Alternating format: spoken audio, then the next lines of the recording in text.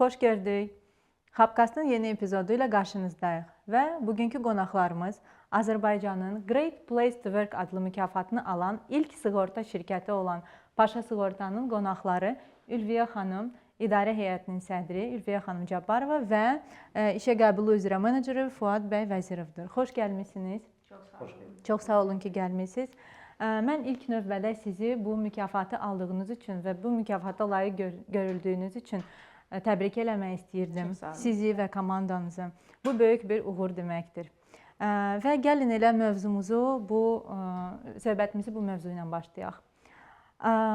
Ülviyə xanım, bu xəbəri eşitdiyinizdə ən birinci ağlınızdan keçən fikir nə oldu? Əvvəla mən təşəkkürümü bildirmək istəyirəm bu dəvətə görə.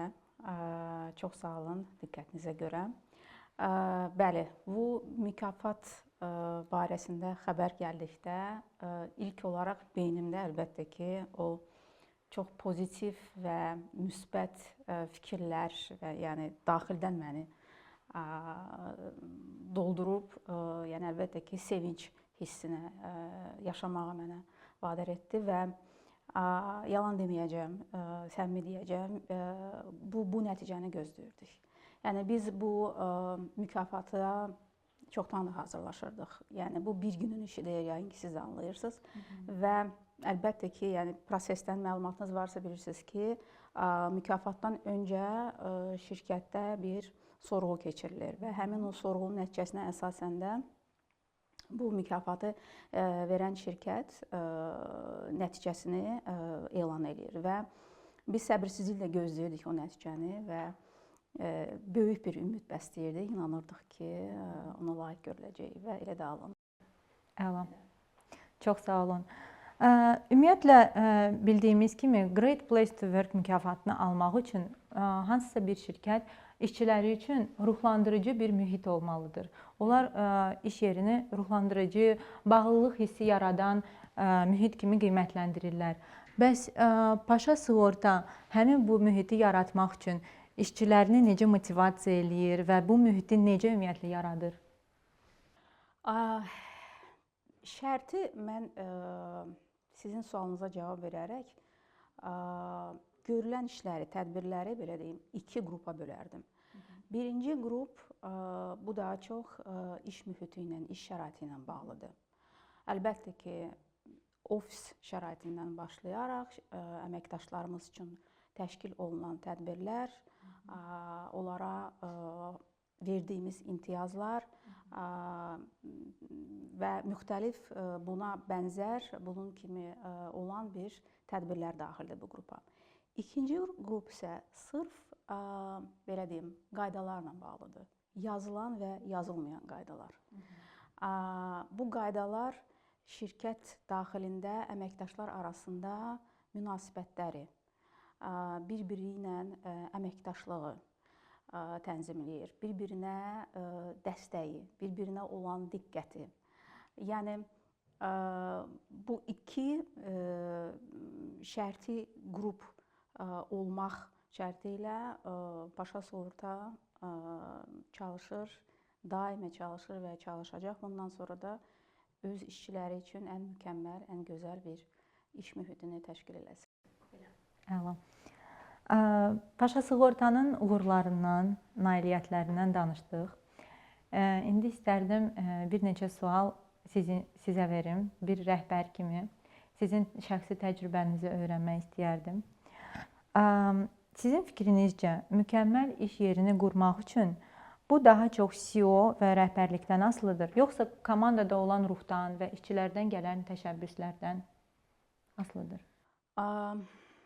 Əlbəttə ki, ilkin addımlar rəhbərlikdən gəlməlidir. Yəni bu hamıya məlum bir məlumatdır və necə deyirlər, leadership bütün bu yanaşmaları təqdim edir. Və bir müddətdən sonra şirkət böyüdükcə, şirkət inkişaf etdikcə artıq rəhbərlik bunu həvalə edir əməkdaşlarına. Yəni güclü korporativ mədəniyyəti olan şirkətlərdə bunu artıq əməkdaşlar özləri idarə edir. Və rəhbərlik sadəcə müəyyən dərəcədə buna nəzarət eləyir ki, müəyyən çərçivədən kənara çıxmalar olmasın. Amma ümumiyyətlə burada mən düşünürəm ki, bu ab-havanın, bu ümumiyyətlə qoyulmuş, tətbiq olunmuş, təqdim olunmuş qaydaların qorunub saxlanılması əməkdaşlar tərəfindən aparılmalıdır. Yəni onların əməyi burada çox böyükdür. Mən əslində bir balaca əlavə də etmək istərdim Ülviyə xanımın sözlərinə. Bu məqamda daha çox rəhbərliyin hər zaman mindsetindən asılıdır. Çünki bu mühiti qurmaq, bu iş mühiti qurmaq hər zaman rəhbərlikdən gəlir. Bir çox şirkətlər hər hansı bir standarda, hər hansı bir çevrənin qurulmasına təbii ki, nail olmaq istəyir, qurmaq istəyir. Amma ilk növbədə problem ondan ibarətdir ki, əgər rəhbərliyin mindseti ona uyğun deyilsə, onun targetinə, onun strategiyasına, şirkətin strategiyasına və s. kimi bunlara əgər uyğun gəlmirsə, əgər bu sözlər üzərində qurulubsa, əməllərdə tamamilə fərqlidirsə, təbii ki, bunlar heç nəyə nail olmayacaqlar. Amma bizim кейsdə, bizim çevrədə isə bu təbii ki, böyük bir rol oynayır bizim rəhbərliyin mindseti və biz burada da bir çox siyasətlər də qura bilərik, strategiyalar da qura bilərik, amma bu tam rəhbərlikdən gələn bir strategiyadır və biz istəyərdik ki, bundan sonraki da bizim işlərimiz, görüləcək işlərimiz elə bu mərhələli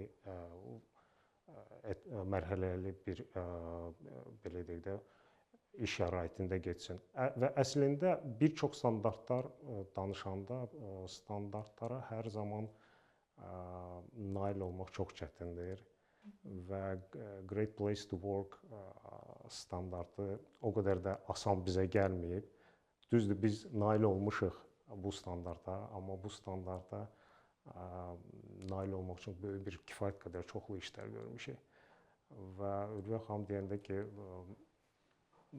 ilk eşidəndə ki, biz buna nail olduq. Bəli, elə bir çətin bir hisslər keçirdik, çox həyəcanlar keçirdik və başa düşdük ki, biz gördüyümüz işlərin bəhrəsini gördük artıq.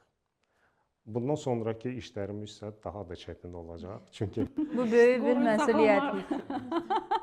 Standartı almışıq, amma indi artıq bu standarta uyğun olaraq işlərimizi aparmalıyıq.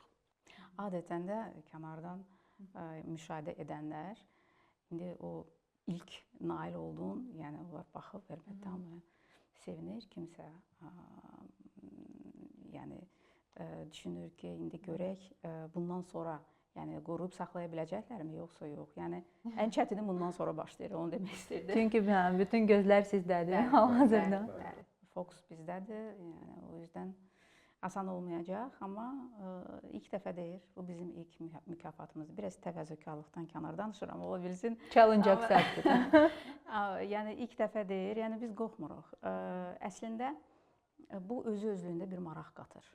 Yəni bu həyəcan, istər ilk dəfə ona nail olmaq, istər ondan sonra onu qoruyub saxlamaq, bunlar hamısı böyük bir həyəcan hissləri bizə yaşadır və elə maraqlısı da odur.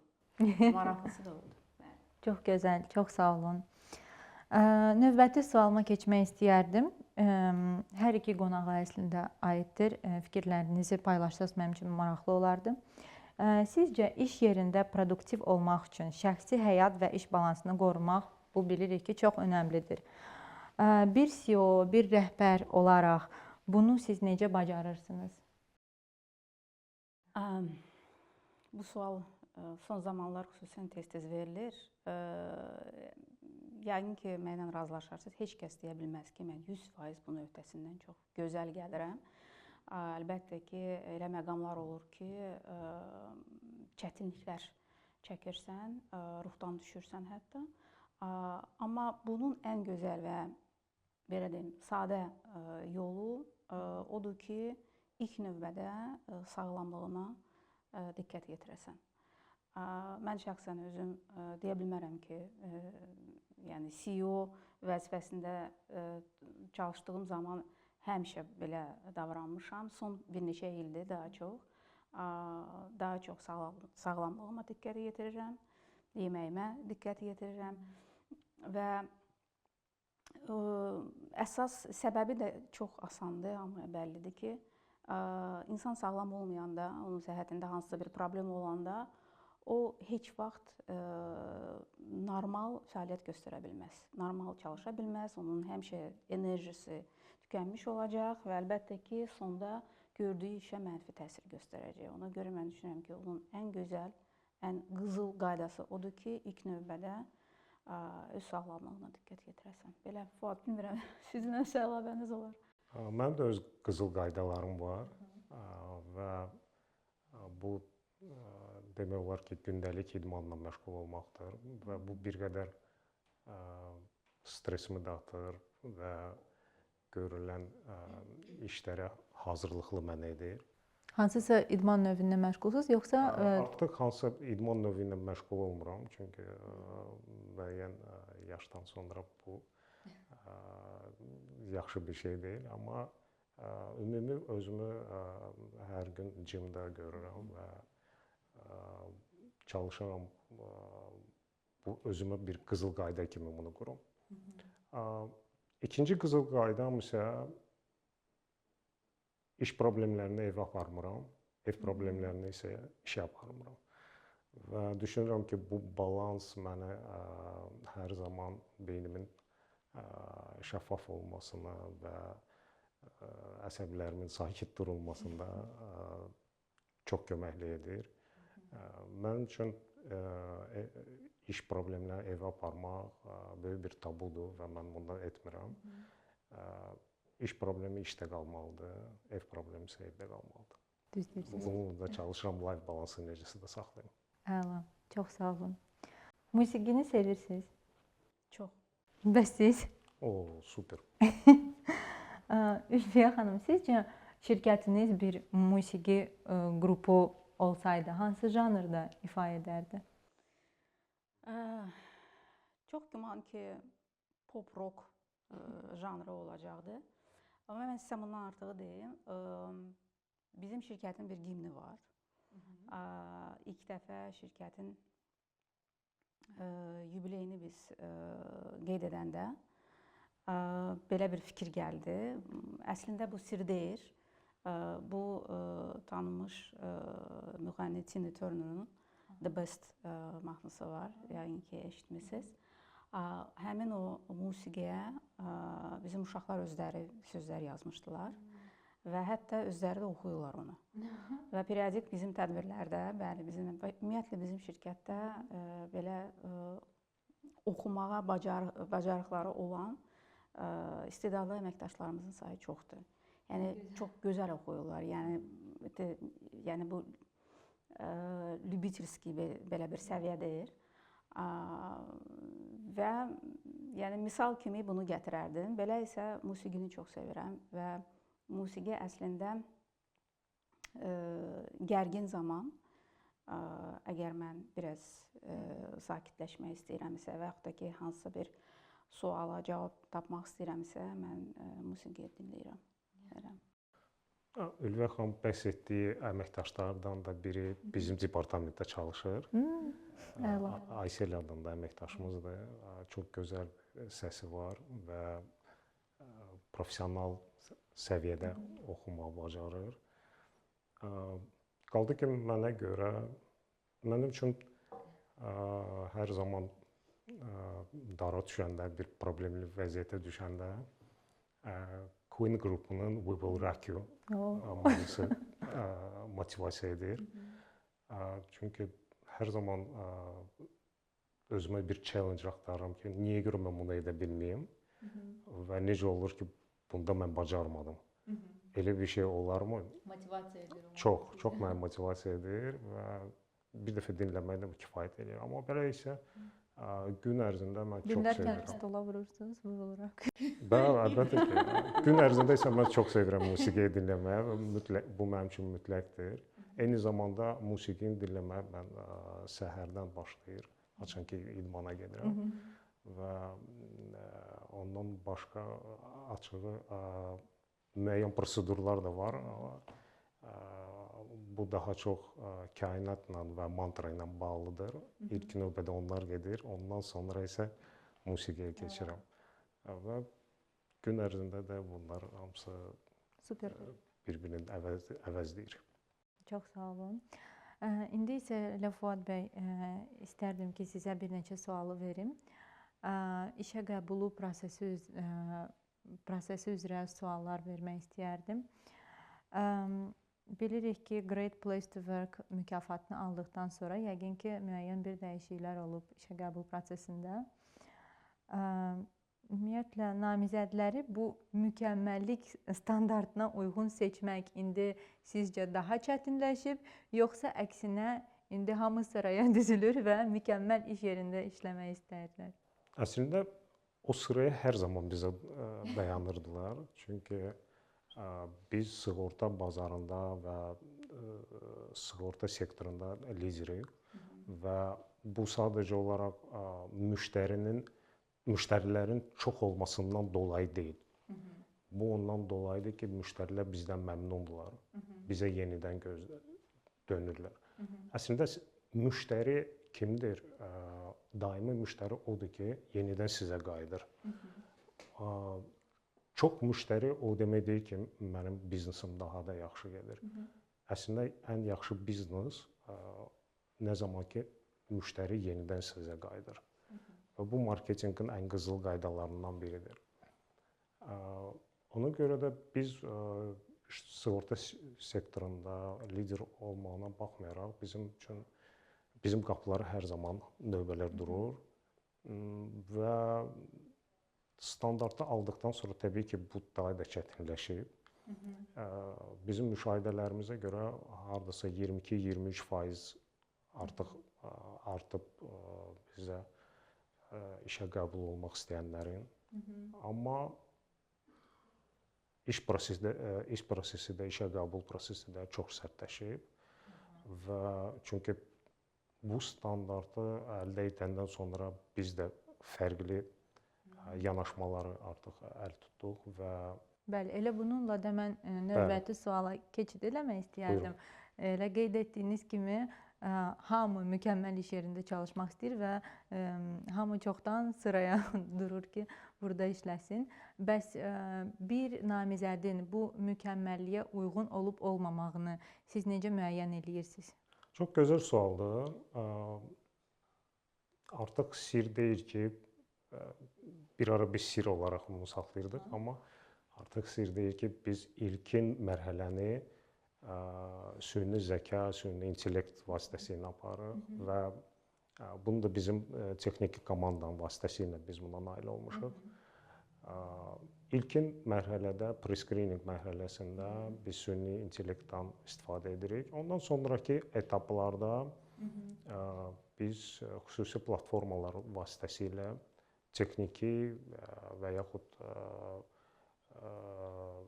işlə bağlı olan suallar veririk namizədlərə və bununla da çalışırıq ki, namizədlərin bir qismi azalsın artıq, sayın bir qismi azalsın.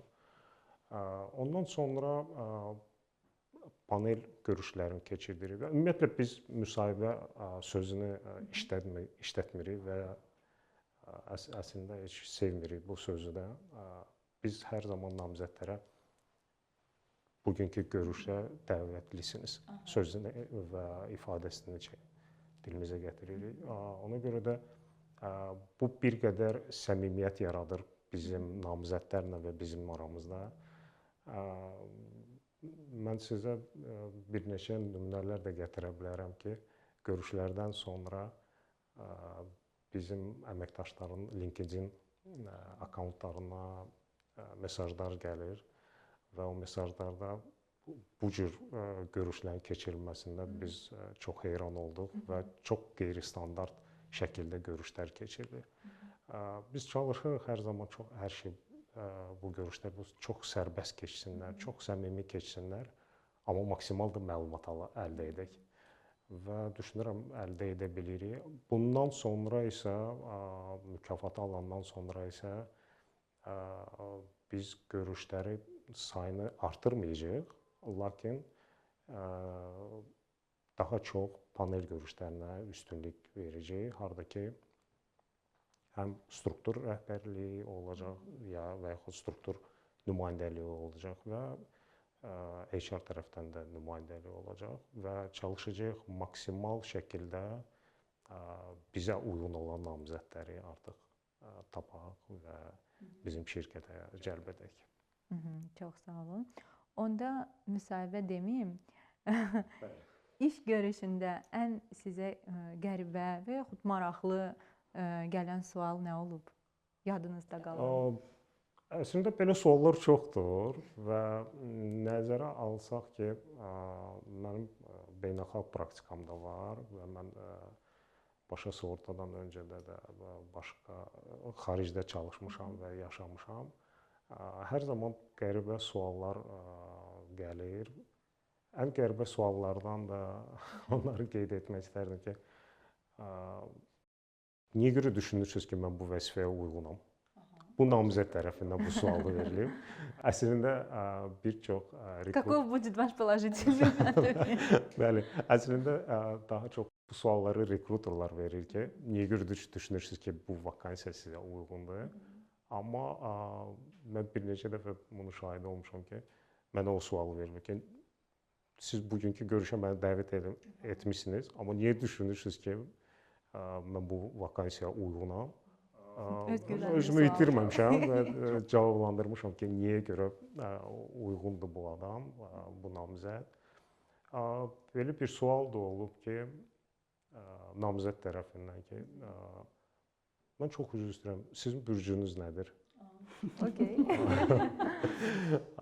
O da nədən dolayı olub, onu da tam anlaya bilmirəm. Amma düşünürəm ki, həmin namizəd yəqin ki, bürclərə daha çox inanıb və fikirləşib ki, bəlkə də uyğun olub uyğun olub olmadığını bəlkə aşkar edə bilər. Sabah işə götürməsəydilər, yəni fikirləşəcəkdik ki, çünki o falan bürcdən Belə maraqlı məqamlar çoxdur və yəqin ki, növbəti suallarda mən sizə daha da maraqlı hadisələr haqqında danışacağam. Çox sağ olun.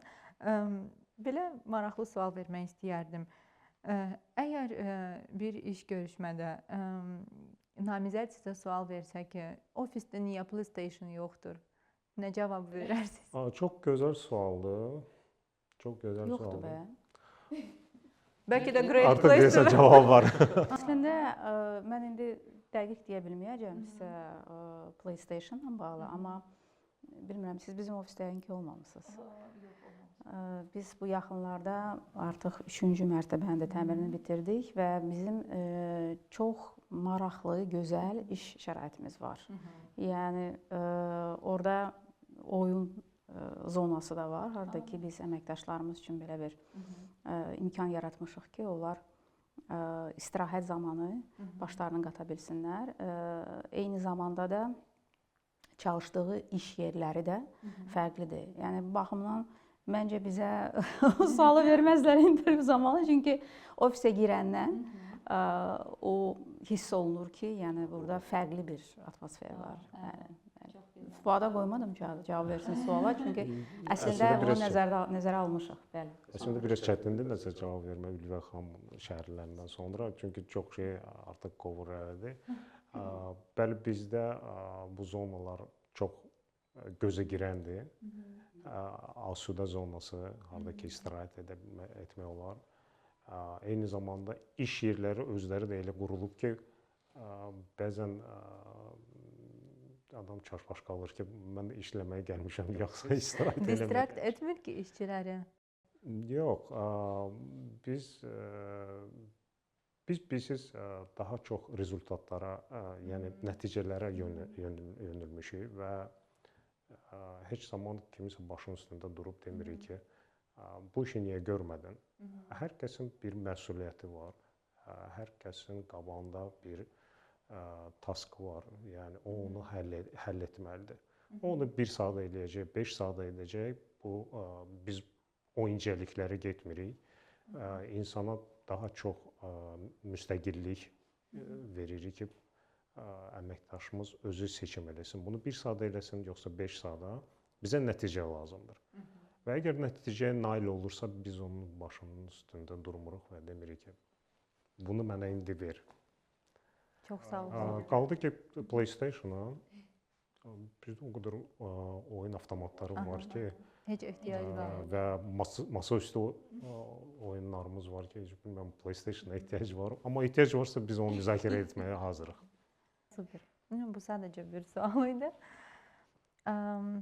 İndi isə mən istəyərdim daha çox Paşa Sığortanın, Paşa Sığorta şirkətinin gələcək planlarından biraz danışaq.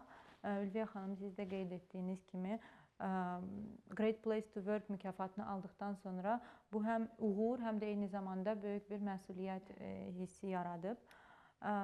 Sizcə indi ola bilər mövcud olan dəyərlərdən və prinsiplərdən hansıları davam etdirmək düşünürsünüz və yaxud hansı yeniliklər? Dəyərlərdən söhbət açanda əslində dəyərlərimiz vahiddir. Biz hamımız, bütün şirkətlər, qrup daxili şirkətlərimiz eyni dəyərlər üzərində işimizi qururuq və onlar bizə dəstək göstərir əslində və bütün bizim gördüyümüz işlər, elə bu nailiyyətimiz belə həmin o dəyərlər üzərindən qurulub, əldə olunub. Əsas prinsip, yəqin ki, mən qısaca cavab versəm sizin sualınıza, şirkət daxilində belə bir yanaşma var. Əməkdaşından gözlədiyin münasibəti, insanlardan gözlədiyin münasibəti onlara göstər.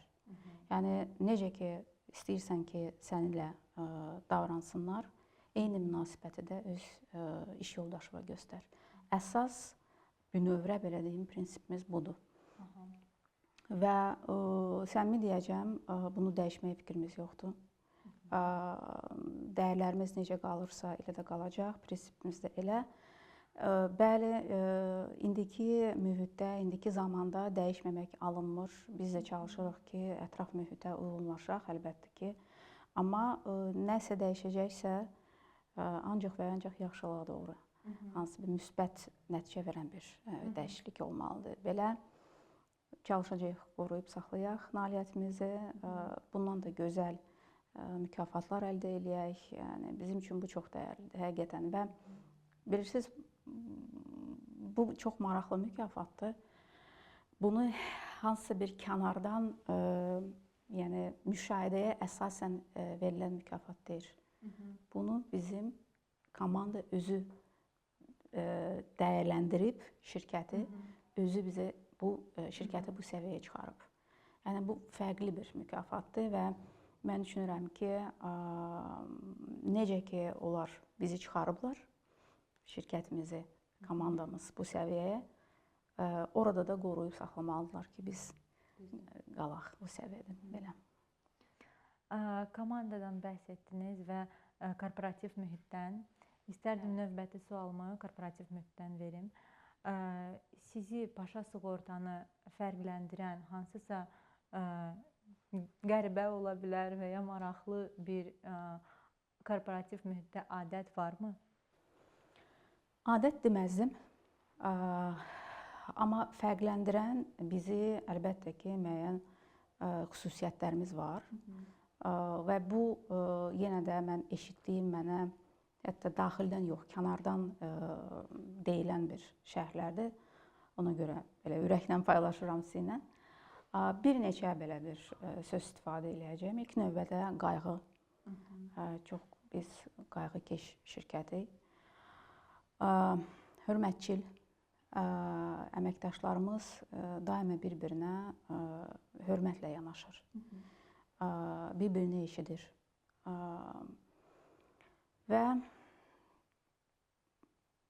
ədalətli. şirkət daxilində biz maksimum dərəcədə çalışırıq ki, o ədalətliyi qoruyub saxlayaq. Bilirəm bu çox şərti bir sözdür, ifadədir. Hər yerdə tam şəkildə ədalətliyi təmin etmək mümkün deyil, amma bayaq dediyim kimi əməkdaşlar bunu özü təmzinləyir. Yəni bu süni necəsə qurulmuş, tətbiq olunmuş bir xüsusiyyət deyil. Amma eyni zamanda da dillərdə olandır. Yəni bunu deyirlərsə, o deməkdir ki, bu çalışır, bu işləyir. Qısaca belə. Çox sağ olun. Nəzərə alsaq ki, bizim əməkdaşlar əksəriyyəti maçur adamlardır, yəni artıq böyük adamlardır və peşəkar insanlardır. Onlar həqiqətən də bu balansı hər zaman tənzimləyir. Mənə görə qeyri-adi adətimiz, yəqin ki, çoxlu şahmat oynayırıq və əməkdaşlar çox bu adəti sevirlər və əgər ikinci belə bir adəti səsləndirmək istəsəydim, yəqin ki, bu təlimlərlə bağlı olardı. Kifayət qədər çox təlimlərimiz var və bizim əməkdaşlarımız hər zaman, haçan soruşmursan, biz bu işçi hardadır, o təlimdədir. Kimi soruşmursan, o biri təlimdədir. Yəni təlimlərin sayı həqiqətən də çoxdur və biz təlimlərə çox böyük bir önəm veririk. Həm bizim işçilərimizin daxili inkişafına görə, həm də ki, şirkətin özünün böyüməsinə görə. Çünki həm eyni zamanda şirkət də böyüyür, şirkət irəli gedir, inkişaf edir və əgər bu arada əməkdaşlarımız eyni addımları atmasa, onda kimsə geridə qalacaq və bu proporsiya düzgün qurulmayacaq, bu balans itəcək.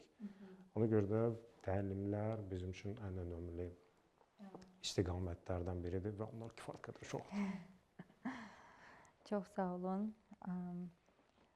Növbəti sualı belə istəyərdim imagine eləyəsiniz. Sizin şirkətin hansısa super bacarığı olsaydı, hansı bacarıq olardı? Ümumiyyətlə siz həmin o bacarığı seçə bilsəydiniz şirkətiniz üçün hansı super bacarığı seçərdiniz? Yəqin ki, adaptasiya, tez dəyişən mühitə adaptasiya olmaqdır. Bu çox çətindir. Xüsusən də böyük şirkətlər üçün. Yəni balaca sayda tərkibdə olan şirkətlər daha çevik olurlar, daha rahat qəbul edirlər yeni qaydaları, şərtləri. Böyük şirkətlərdə bu da çətin həyata keçirilir və əgər o super bacarığı deyirsinizsə, mən çox istərdim ki, əgər mümkün olsaydı belə bir saniyəyə o dərhal bütün o dəyişikliklərə adaptasiya olmaq, yəqin ki, onu istəyərdim daha çox. Gözəl bir bacarıqdır. Bəli, bəli. Və siz? Əgər xüsusi bir bacarıq istəsəydik, yaxşı sualdır. Yəqin ki, mən də elə adaptasiyanı seçərdim. Çünki bəzi məqamlarda adaptasiya olmaq çox çətindir. Amma bundan başqa bizim artıq belə deyək də yetişdirilmiş və fundamental şəkildə olan xüsusiyyətlərimiz var, hansı ki, dürüstlükdür, şəffaflıqdır. Bunların özünə biz çox uzun bir müddət getmişik və indi artıq söyləyə bilərik ki, biz beləyik, biz hazırıq və biz buna nail olmuşuq. Ona görə də adaptasiya hər bir mənada adaptasiya. Yeni işçinin adaptasiyasıdır bu adaptasiyadır. Yeni mühitin yaradılması bu özü bir adaptasiya. Agile filosofiyanın, fəlsəfəsinin mənimsəməsi o özü bir adaptasiyadır. Və düşünmürəm ki, Azərbaycanda hansısa bir şirkət bu Agile fəlsəfəsi haqqında bizim qədər danışa bilər. Çünki biz bunun haqqında hər bir küncdə, hər bir otaqda, hər bir əməkdaş haqqında danışırıq. və bu o qədər bizim qanımıza daxil olub ki, biz artıq az qala evə gedəndə də agile formatında gedək. Amma biz indi deyə bilərik ki, bu bizim üçün bir super nailiyyətlərdən biridir və super bacarıqlardan da biridir. Çox sağ olun. Super bacarıqdan danışdıq. İndi isə istərdim yenə imagine eləyəsiniz. İşə qəbul prosesində siz hər hansı tanınmış bir şəxsi işə götürə bilərsiniz. Kimi seçərdiniz və səbəbi nədir? Çox maraqlıdır. Əslində beynimdən hər zaman bir nəfər keçir. Amma indi düşünmürəm ki, ona nə yer tapa bilərik. Əslində bu Jason Statham'dır, amma ona yer tapmayacağıq. Lakin sığortadan danışırıqsa, Zачем тебе? o kumirimdir və o mənim üçün motivatordur və düşünürəm ki, o da bəli. Одним выстрелом двух зайцев. Bəli, o yaxşı bir motivatordur və günlərin bir günü belə bir görüşümüz də olmuşdu və mən ondan bəzi Görüşmüsünüz? bəli, görüşümüz olub, bəli, Londonda görüşümüz olub. Londonda səfərdə olduğum zaman mənə böyük qızım məsləhət bildi ki, harda oturur, çünki həmin ərəfədə filmin çəkilişi baş tutmuşdu və qızım dedi ki, xüsusi bir küçədə o çəkilişlər gedir, sən orada onu tapa bilərsən və orada tapdım təbii ki. Bir-iki sualım var idi, o məni çox motivasiya elədi. Amma qaldı ki, Paşa sığortaya görə burada düşünürəm definitely Jeremy Clarkson. Jeremy Clarkson məşhur İngiltərə layihəsinin aparıcılarından biridir. Top Gear verişi. Kaskonu reklam eləyəcəkdi. Jeremy Clarkson, yox, kaskonu reklam eləməsin, amma qəzaların araşdırılmasında çox yaxşı bizə tövsiyələr verə bilər və yaxud qəza komissarı kimi də yaxşı tövsiyələr verə bilər. Çünki onun kimi qəzaların araşdırılmasına mütəxəssis mən hələ görmürəm. Yaxşı bir əməkdaş ola bilərdi bizim üçün. İnci xanım, bəs siz? Mən çox güman ki, məşhur bir şəxsin adını çəkməyəcəm. Çünki mən biraz həyatda mən böyük bir realistəm. Və mən nə deyərdim? Düşünürəm ki, ən gözəl çıxış yolu odur ki, və hansını ki biz artıq başlamışıq tətbiq eləməyə. Şirkətimizə xarici ekspertlərin dəvət olunması. Bizim bir neçə dənə hal-hazırda xarici vətəndaş olan əməkdaşımız çalışır şirkətdə.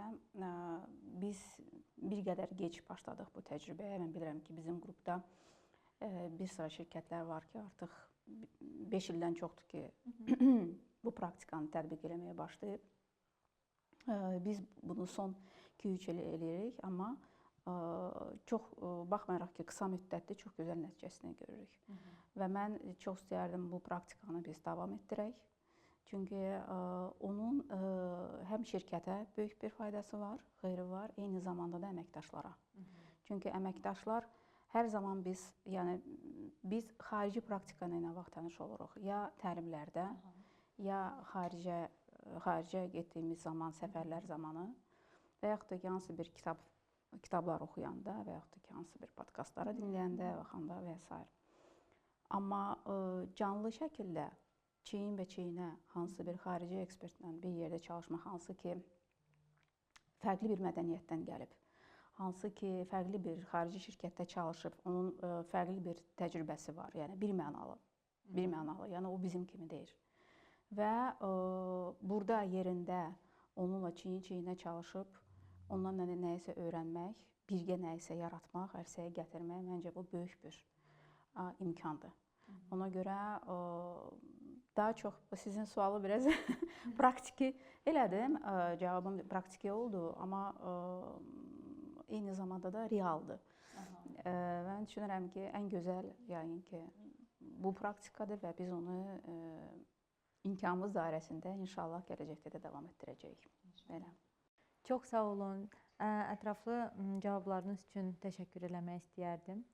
Və keçid etmək istəyərdim bizim növbəti suallara. Bunlar blitz sualları olacaq və suallara cavabları çalışın qısa saxlayın və tez bir zamanda cavablayın.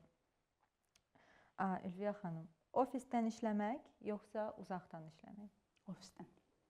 Və siz? Ofis. Planlaşdırılmış səyahət yoxsa spontan macəra? Planlaşdırılmış. Spontan macəra. Dəyişiklərə açıq olmaq yoxsa mövcud mədəniyyəti qorumaq? Dəyişiklərə açıq olmaq, amma mədəniyyəti qorumaq şərti ilə. Eyni. Növbəti sualı Ülviyə xanıma verəcəm ancaq. Həkim yoxsa CEO? Mən bu seçimi artıq çoxdan eləmişəm, CEO. Kasko sığortanız var? Əlbəttə. Və siz? Təbii ki. Əgər bir super güc seçə bilsəydiniz, hansı gücü seçərdiniz özünüz üçün? Super güc. Güc. Super güc. 10 dilin bilməsi. Və siz? Çətin sualdır. Sehirli fırça olsaydı. Harry Potter'ın çubuğundan. Одним взмахом палочки məsələləri həll eləmək. Əla olardı. Bəli. Ülviyə xanım, hansı filmdə baş rolda oynamaq istəyərdiniz? Əslində elə yerə toxundunuz ki, yəni mövzuya mənim çoxdankı arzumdur. Hansısa bir kinoda oynamaq, amma düşünməmişəm ki, sırf bu rolda. Onu bilirəm ki, drama olmasın. Daha çox komediya, daha çox belə həyatdan olan hansısa bir кейs olmalıdır. Amma rol olaraq sadə yəqin ki, nağıl olacaq. Bəlkə də Zoluşka, Cinderella. Və siz? Mexanik. Mexanik. Okey. Bəs zaman maşınına minə bilsəz, keçmişə gedərsiniz, yoxsa gələcəyə? Gələcəyə. Ancaq gələcəyə, çünki keçmişi yenidən yaşamaq istəməzdim. Okey. Və ənənəyə sadiq qalaraq son sualımı vermək istəyərdim. Bu sualı biz hamıya veririk. Ən yaxşı şirkət o şirkətdir ki, o şirkət hansı ki əməkdaşlarına, onların əməyinə dəyər verir. Yeniliklərə açıqdır, qabaqcıldır və möhkəm korporativ mədəniyyəti var. Ən qısa cavab. Mənim üçün ən yaxşı şirkət odur ki, mən səhər həmin şirkətə gülərüz gəlirəm. Sanki bayramdır bugün və axşam yorğunluğumu hiss etmədən evə gedirəm. Mənim üçün bu yaxşı bir şirkətlərdən biridir. Çox sağ olun. Ülviyə xanım, Fuad bəy, Təşəkkür edirəm. çox sağ olun. Çox maraqlı bir podkast oldu. Yenidən görüşmək Çox sağ olun. Təşəkkür edirəm. Sağ olun, uğurlar sizə. Sağ olun.